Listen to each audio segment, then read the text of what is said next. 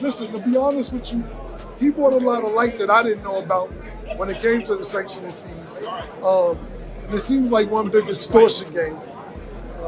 I seen Floyd say it before, belts collect dust, the money is what really matters. As long as he gets his money and everything else, I think we already know he's a perennial world champion, probably the pound-for-pound champion right now. So it doesn't really matter about the belts, even though you want the belts. Terence Crawford, standing at the summit of the boxing world, has just taken a step that stunned everyone, though not with his fists. He's been firm and fearless. He is refusing to hand over a $300,000 ransom for a belt he already claimed, telling the WBC to just kick rocks. And he isn't alone.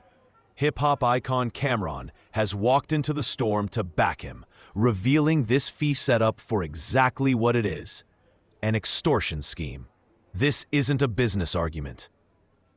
It's a full uprising, and Crawford is showing that in 2025, the fighter is the value, not the trophy.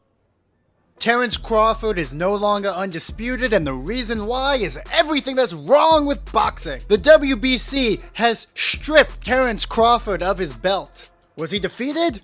No, never. Did he test positive for steroids? Of course not. What he did do was refuse to pay them $300,000 for basically existing. Sanctioning bodies are the people who own all the belts: WBC, WBO, WBA, IBF. They're famously corrupt, make rules that make no sense, create mandatories, have rules that apply more to some fighters and less to others, and they deserve no. In early December, word spread that the WBC had suddenly taken Terence Crawford's super middleweight crown. Normally, a belt disappears only when you're knocked out or outclassed. Crawford lost his title because he wouldn't send $300,000 to the WBC office. After beating Canelo Alvarez and earning a huge purse, the sanctioning body showed up demanding their share at that exact tense moment. Did not comply with the rules. Then he moves up to super middle and makes the fight of the century, beats Canelo, makes $50 million or around that. The WBC absolutely is not going to charge 3% of such an amount. We made a very clear 0.6%, which is $300,000, with $225,000 going to the Jose Sulaiman Boxers Fund, which is to help former fighters in need. And it is just regrettable. Not even a thank you or I'm sorry, taking a different route. No response. I wish him the best. But this is not. The WBC is huge, it's great, it's about greatness, and I'm relieved, to tell you the truth. They demanded a sanctioning fee that still, even with a discount, added up to nearly $1 million third sum. Mauricio, got a lot to say about me not paying him $300,000 plus another $100K something for sanction fees, right? Then he gonna tell me I ain't even apologize. Like, who the fuck you think I am? Boy, you better slap your fucking self. Most fighters just swallow the pain and pay, so the word undisputed stays glued to their name. But Crawford isn't wired like most fighters. He stepped out and delivered a response as sharp and punishing as one of his counters. He openly told the organization to kick rocks. His point was simple but crushing. The green WBC belt is nothing more than an accessory. He reminded everyone that the Ring Magazine belt, long seen as the people's true crown, costs nothing. He made it clear that he's the one stepping in, staking his life and health inside that square circle, not the executives in suits firing off emails. And by refusing to pay, he didn't just save cash. He took a swing at the entire power system of modern boxing. Fuck you talking about pay you $300,000? What makes you so motherfucking better than any other sanction bodies? Huh? Answer that question. What makes you better than the WBO, the IBF, or the WBA? everybody accepted what I was giving them. But you, the WBC, think that you better than everybody, don't you? So since you, the WBC, and you got the fucking green belt, which don't mean fucking shit. The fucking real belt is the ring belt, which is free, motherfucker. What are you talking about? You want me to pay you more than the other sanction bodies because you feel like you better than them. How in the world all the sanction bodies agreed to the same amount, but you sit your motherfucking ass up there and say that I need to apologize to you? The fuck? You can take the fucking belt. It's a trophy anyway. This bold move pulled in Cameron, and he's never been the type to hold back. So his take on the whole situation came out brutally honest. He called the entire sanctioning fee setup an extortion game. It's a heavy accusation, but when you walk through the logic he laid out, it becomes almost impossible to push against it. Cameron explained that the entire dynamic has flipped on its head. Back then, fighters needed the belts to earn TV time and land the big paychecks. But now, stars like Crawford are the TV time. Listen, to be honest with you, he brought a lot of light that I didn't know about when it came to the sanctioning fees. And it seems like one big extortion game. I seen Floyd say it before, belts collect dust, the money is what really matters. So as long as he gets his money and everything else, I think we already know he's a perennial world champion, probably the pound for pound champion right now. So it doesn't really matter about the belts, even though you want the belts. I also seen him post all the belts that he had in his house. So right now, I think it's more about money for him than having the belts in his possession. Cameron insisted that Crawford shined a bright light on the whole system just by saying no. The media storm around him losing the title has sparked more attention than paying the fee ever could. And that only proves Cameron's point. The organization needs the fighter to give the belt its value, but the fighter no longer needs the belt to give their legacy its worth. When a cultural figure like Cameron backs a boxer's business decision, it rises beyond sports and turns into a pop culture moment. He sees the entire setup for what it really is: organizations latching onto a star's rising stock and demanding a slice of the harvest without doing any of the planting. To reinforce his stance on Crawford, Cameron reached back into history and pulled out the mindset of Floyd Money Mayweather. Long ago, Mayweather made it clear that belts end up gathering dust. The money is what actually matters. Floyd, November 4th, you're finally fighting for the undisputed title. I mean, share your thoughts on that. I'm fighting for the WBC title. I'm not fighting for the undisputed title. I'm fighting for the WBC title. Yeah, but if you look at it, he beat the man who was undisputed, the man who beat the man. I only go by stats. I'm not fighting for the undisputed title because I'm not paying 3 sanctioning fees. I'm fighting for the WBC welterweight champion. Back then, people swore Floyd was just being arrogant, but Cameron points out that he was really laying down a blueprint for freedom. And Crawford is walking that same path, step for step. He knows his bank account doesn't change because of a leather strap with a gold plate hanging off it. I want to say this right now about the sport of boxing. I don't want everybody at home to hear me when I say this.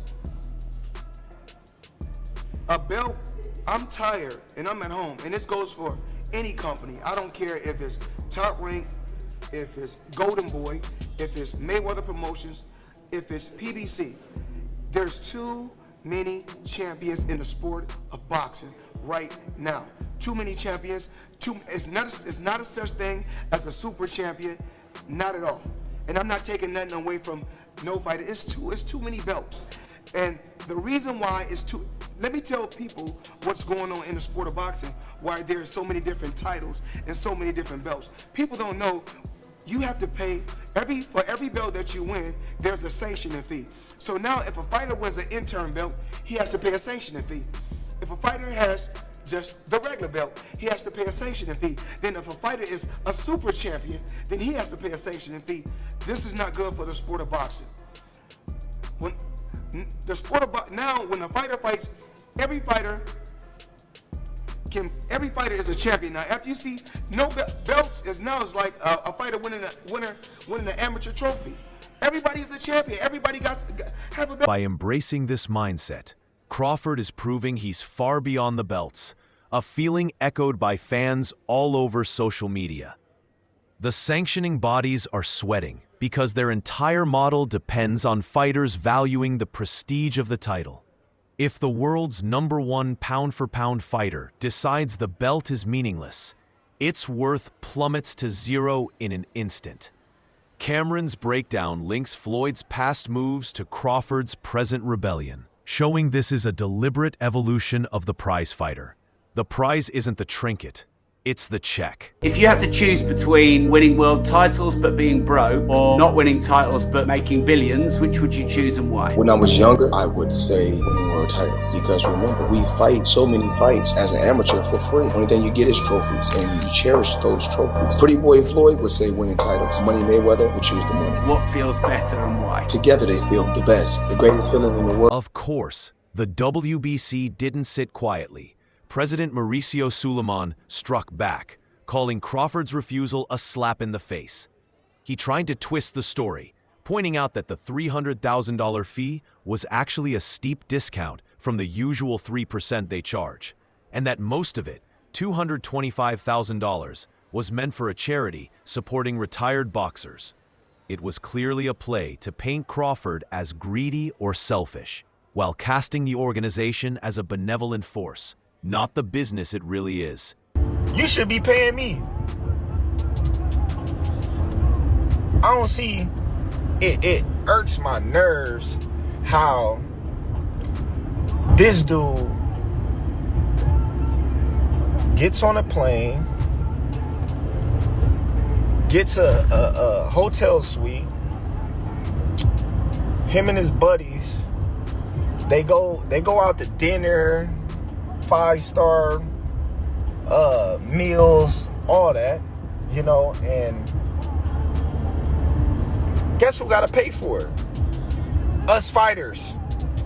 We paying for y'all to come out here, have the time of y'all life, stay in the best hotels of y'all life, and it's all done on our dime.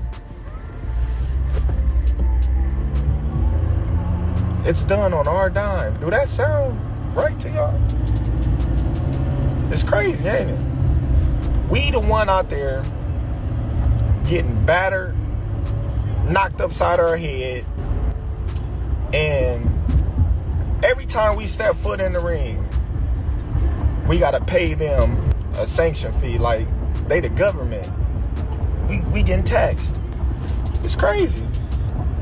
Then he said, allegedly, I made X amount of money. You don't know how much I made. You don't know how much I made. Once again, you're speculating. You're speculating. But this guilt trip move didn't hit the mark.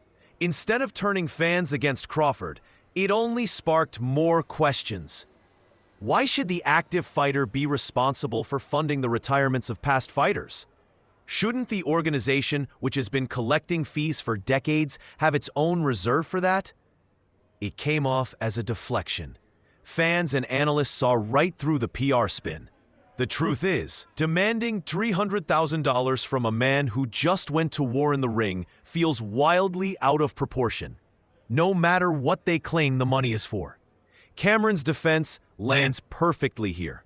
You can't dictate how a man spends his own money, especially when he's the one taking the hits. There's an even deeper layer to this story that Cameron highlighted, showing why Crawford owes zero loyalty to the boxing establishment. He brought up the blackball theory, the idea that promoters like Bob Arum kept superstars like Manny Pacquiao away from Crawford for years. Cameron validated Crawford's long-held belief that he could have beaten a prime Pacquiao or Oscar De La Hoya. Say that one more time. He was mentioning on Twitter when he was, responding to all that stuff. He was saying, "Hey, I would have beat you, Oscar. I would have beat Pac-Man." Do you agree? If they would have fought in their primes, he would have beat Oscar or beat Pac-Man. I remember he was with Bob Arum trying to fight Pac-Man, and Bob Arum wouldn't set that fight up. So to me, that's, even though we didn't know Crawford like we know him today, when I seen that back then, I seen there was a problem why Bob Arum wouldn't make that fight happen. And I was saying, now both under Bob Arum, what the fuck you not making the fight happen for? So he might have some truth to that. I have no idea. Oscar was a hell of a fighter as well. But as we can see, Terence Crawford is a hell of a fighter, 42-0. Not that for a reason, but I think it'd be interesting. It's always a woulda, coulda, shoulda. But I know one thing. I think they was definitely, his promoters was ducking that Pac-Man smoke. I don't know about Oscar, but definitely possible. The industry saw him as a threat, so they froze him out to protect their cash cows. Now that Crawford has clawed his way to the top through undeniable skill, he remembers who had his back and who didn't. He recalls being the high-risk, low-reward fighter nobody wanted to touch. But now, as the high-reward superstar, the same people who shut him out are suddenly claiming a slice of his success.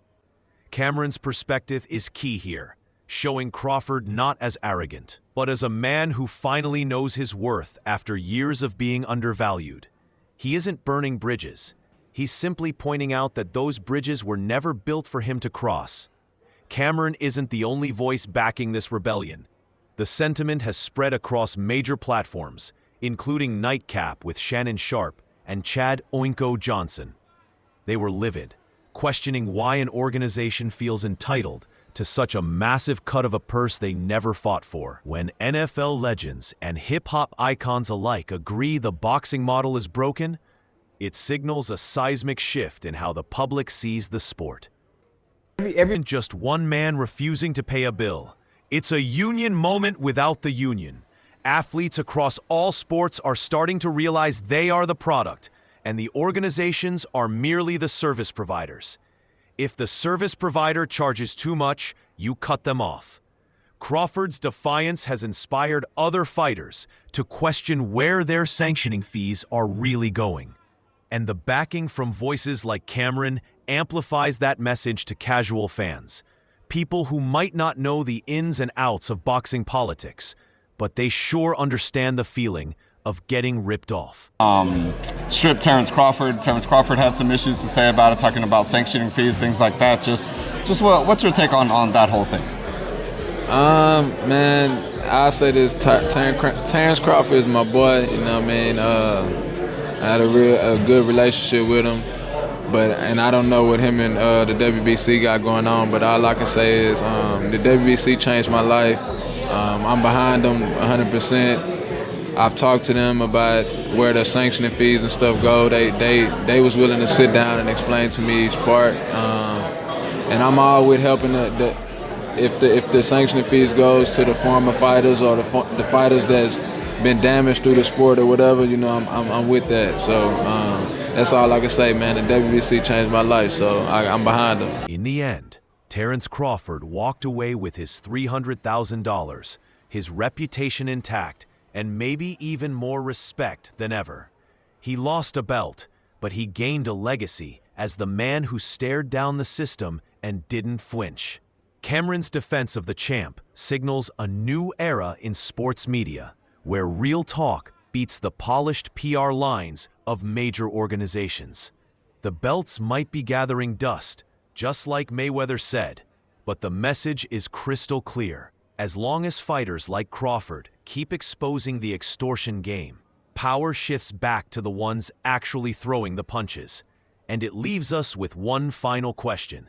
If the best fighter on the planet says the belt doesn't matter, does it really exist at all? That's it for today's video. If you enjoyed it, hit like, subscribe, and ring that bell so you never miss our upcoming stories. Drop your thoughts in the comments. Stay tuned, and we'll see you in the next video.